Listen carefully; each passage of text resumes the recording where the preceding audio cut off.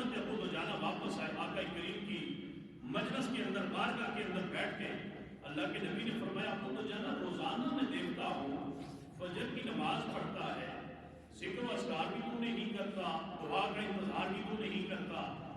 تو بھاگ جاتا ہے ان کے، ہر روز میں یہ دیکھتا ہوں، اگر تیری کوئی مجبوری ہے، کوئی معاملہ ہے جس کی وجہ سے تو اتنا جلدی اٹھ کے چلا جاتا ہے؟ حضرت ابو دجانہ رضی اللہ تعالیٰ عنہ نے آگے سے عرض کی کہ یا رسول اللہ، میرے گھر کے ساتھ پڑوسی میرا یہودی ہے، یہودی کے گھر کے صحن میں کھجوروں کے درخت لگے ہیں، اس کی کھجوروں کے درخت اب کھجوریں پک چکی ہیں، رات کے وقت کھجوریں گرتی ہیں اور میرے صحن کے اندر پڑتی ہیں، میں ہر روز یہاں سے جب نماز پڑھ کے جاتا ہوں، گھر میں جا کے وہ ساری کھجوریں جمع کرتا ہوں، کہیں میرا کوئی بیٹا اٹھ کے منہ میں نہ ڈال لے کہ قیامت کے دن مجھے حساب دینا پڑے، کہیں میرے گھر والے میری عدم موجودگی، ہم تو لوگوں کا مال چھین چھین کے اولاد کو کھلا رہے ہوتے ہیں، ہم تو حرام کھلا رہے ہوتے ہیں، ہم تو ناجائز طریقوں سے اولاد کو کھا رہے ہوتے ہیں، خدا کے بندو راستہ شیطان کا اختیار کرتے ہو اور دعائے رمسار ایمان سے مانگ رہے ہوتے ہو، التجائے ایمان سے کر رہے ہوتے ہو، اپنی زندگی کے اندر سارے کے سارے معاملات کے اندر شیطان کو داخل کر کے اپنے نام کے ساتھ رہبان کی برکتیں شامل کرنا چاہتے ہو۔ حضرت ابو دجانہ کہتے ہیں یا رسول اللہ، فکر ایک ہی ہے کہ میرا کوئی بچہ، میری کوئی بچی، گھر کا کوئی فرد کہیں وہ کھجور اٹھا کے استعمال نہ کر لے، میں جاتا ہوں وہ ساری کھجوریں جمع کرتا ہوں اور جا کے یہودی کے گھر اس کے حوالے کرتا ہوں، یار یہ تیری کھجوریں میرے صحن میں تھی، یہ حوالے کرنے آیا، پھر میں ذکر و اذکار بھی کرتا ہوں، تلاوت بھی کرتا ہوں، دعائیں بھی مانگتا ہوں۔ جب حضرت ابو دجانہ نے یہ بات بیان کی تو حضرت سیدنا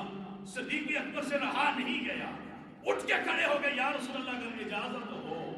تو میں اپنے اس بھائی کی مشکل دور نہ کر دوں۔ اللہ کے نبی نے فرمایا وہ کیسے؟ کہا اگر آپ اجازت عطا فرمائیں تو میں درخت پہ لگی ہوئی ساری کھجوروں کا مالک سے سودا کر کے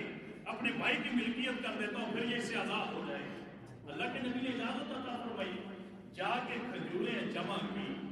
سیدنا ابو بکر صدیق رضی اللہ تعالیٰ عنہ کی معیت کے اندر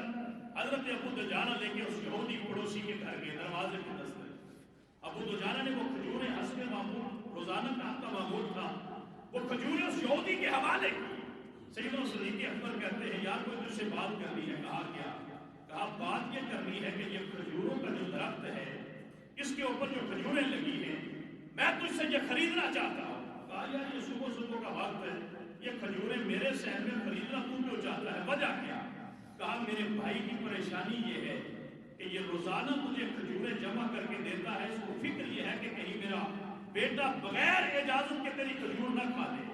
یہ ہمارا دین منع کرتا ہے، ہمارے نبی نے منع فرمایا ہے، ہم تو لوگوں کے ہاتھوں سے نوالے چھین چھین کے اپنی اولاد کو کھلا رہے ہوتے ہیں، خود بھی کھا رہے ہوتے ہیں،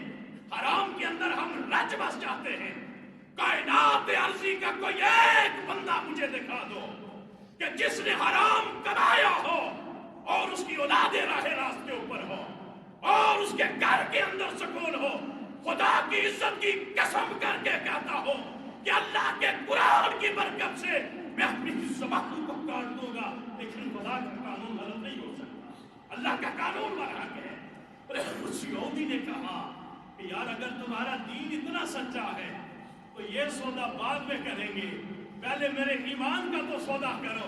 اس محمد کی بارگاہ میں مجھے بھی لے کے جاؤ، میں بھی اس کا کلمہ پڑھنا چاہتا ہوں۔ آج ہماری حالت کیا ہے؟ ہماری حالت کیا؟ فلسطین کے لیے دعائیں مانگتے ہو، کشمیر کے لیے دعائیں مانگتے ہو، ملک پاکستان کے لیے دعائیں مانگتے ہو۔ خدا کے بندو اپنی پہلے حالت تو دیکھو،